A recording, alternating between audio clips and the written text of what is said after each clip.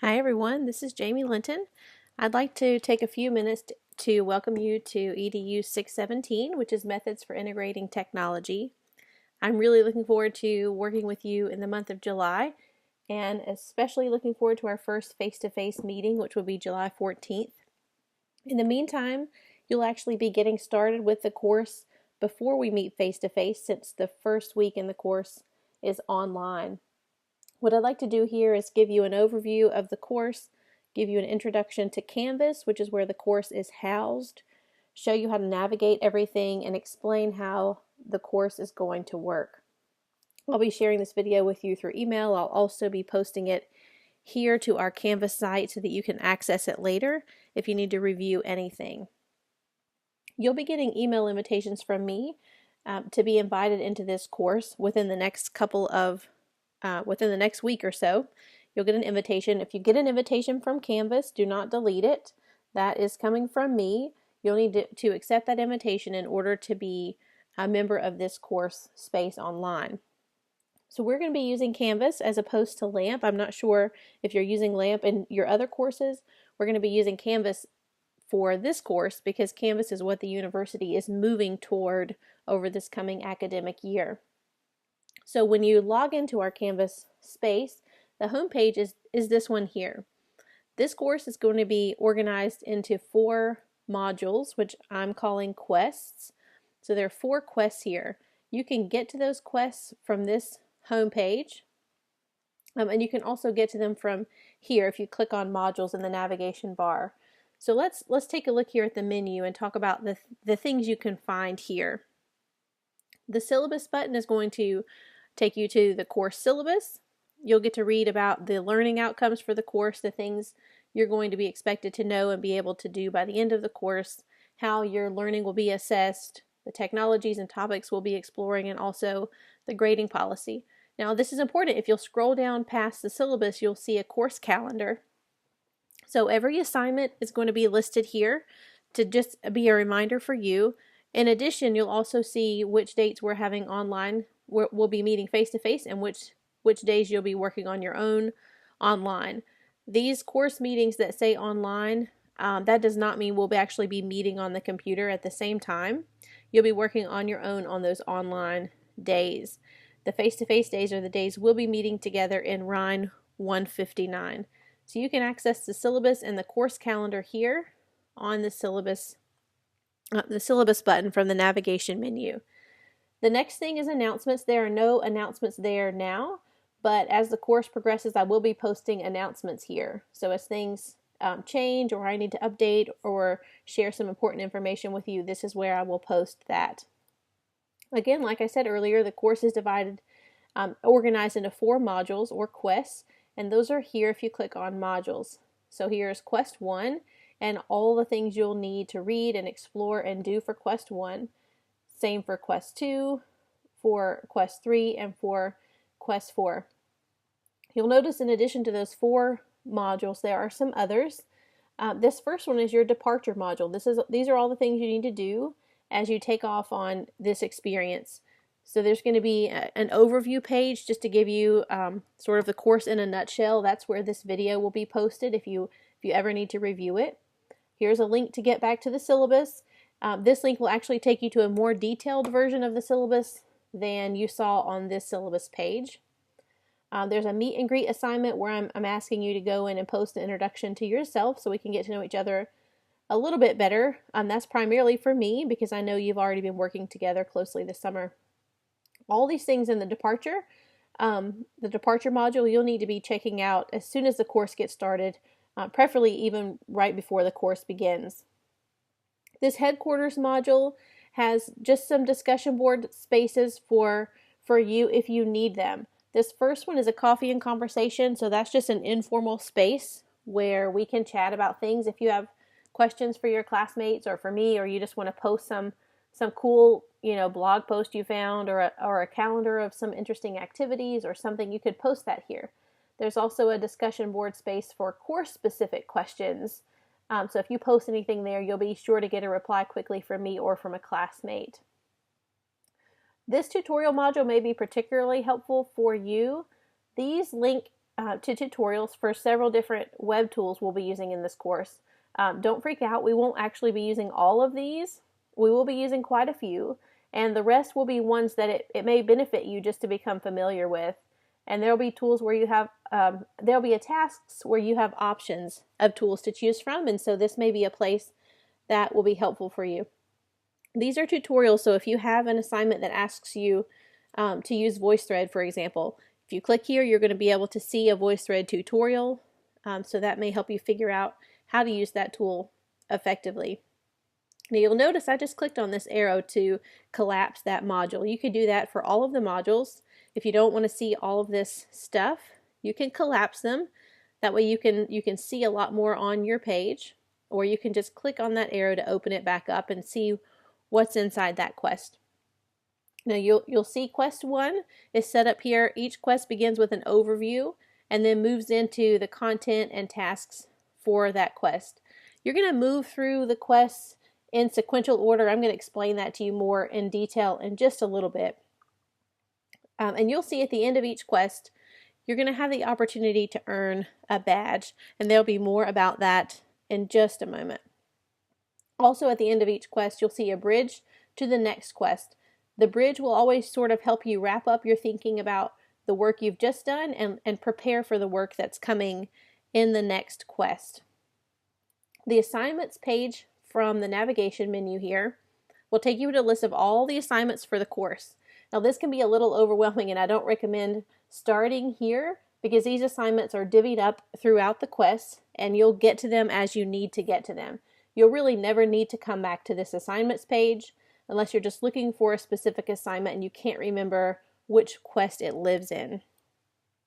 Discussions, again, just like assignments, you really won't need to come back to this page because all of these discussions are embedded into the quests where they belong. If you're looking for a specific discussion again and you can't find which quest it belongs to, you could come here, but you probably will not be using this space. There's a quizzes tab. So far there's only one quiz I'm planning on using in this course. It's right here, but again this quiz is embedded into the module where it belongs. Grades is where you'll go to see your grades for the course. You'll be able to see your grades broken down by each assignment. In the People tab, you can connect with other folks in the class. And so these other ones you really won't be needing. So all the way down to grades is really probably as far as you need to go. I'm not planning on using these other features in Canvas. So let's dig into a specific module and let me talk to you about how to navigate a specific quest. So let's get started on quest 1. And like I said, each quest will begin with an overview page. On this overview page, you're going to see the learning outcomes for this course. So this is what you should know and be able to do by the time you complete this course. You'll get a little introduction to the quest, and then you'll see your tasks for this quest. These quests are linked here. You'll notice that each of these links goes directly to the thing that it's asking you to do. You can click on these links just to check these out and see what you need to do, but you really don't need to, because all you're going to be doing to navigate through each quest is clicking on the button that says Next. So here in the bottom right corner and the bottom left corner, you have a Previous and a Next button, and these are going to take you through each module in a sequential order. So as you move through quest 1, all you need to do is, after reading the overview page, click on Next, and you'll come to the first task in quest 1. And the first task in quest 1 is giving you an introduction to an assignment we're going to be working on throughout the course. You're going to take a look at that, do what it asks you to do, and click Next. It's going to take you automatically to the next thing that's on the list for quest 1. You're going to explore what's here and click Next. You're going to keep clicking Next to advance through quest 1. You'll go through all the content pages. Every time you come to an assignment or a discussion board post or a blog post, you can stop and do that. Then, once that's completed, click Next and keep moving through the quest. Once you've completed everything that's asked of you in a quest, you'll get to the part where you'll start to see badges. Now you won't be able to award these badges to yourself. I'll be awarding these badges to you.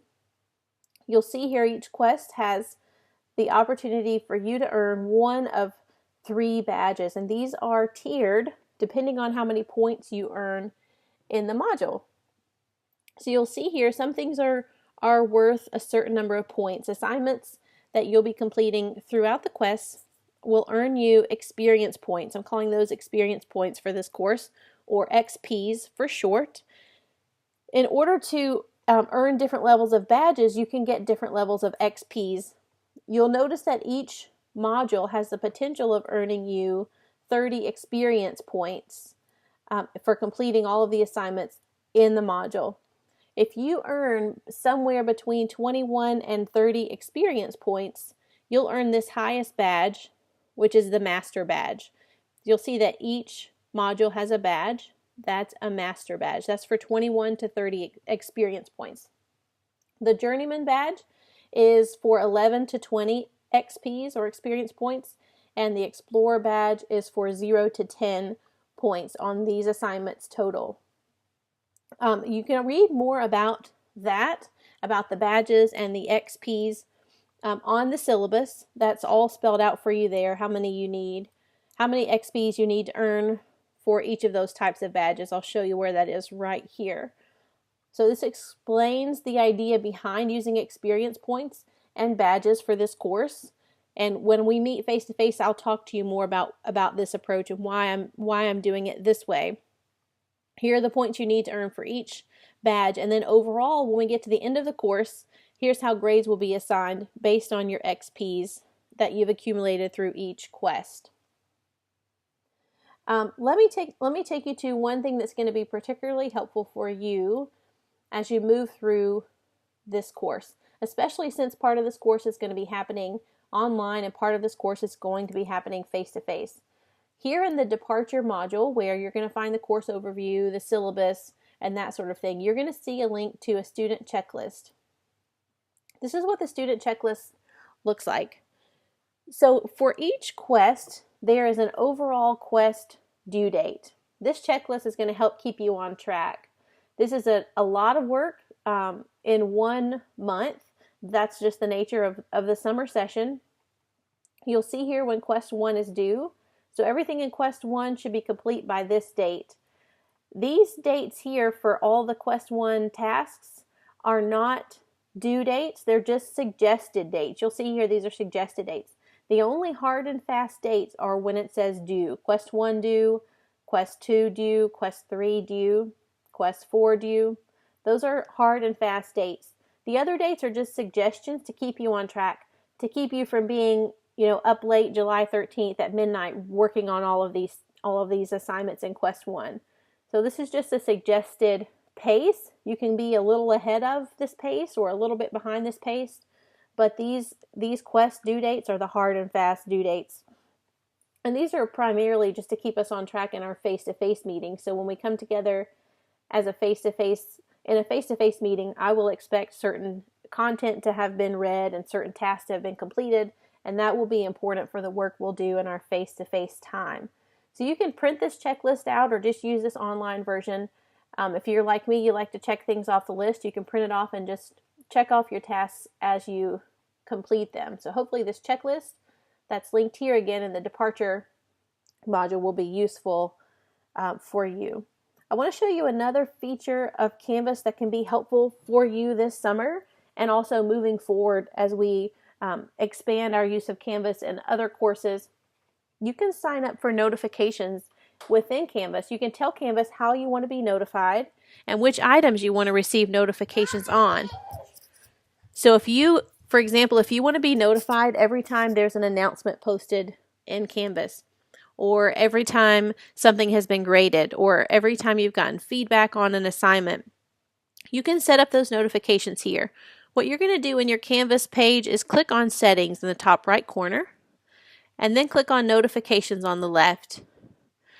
When you click on Notifications, you'll see all these different types of things you could possibly be notified about.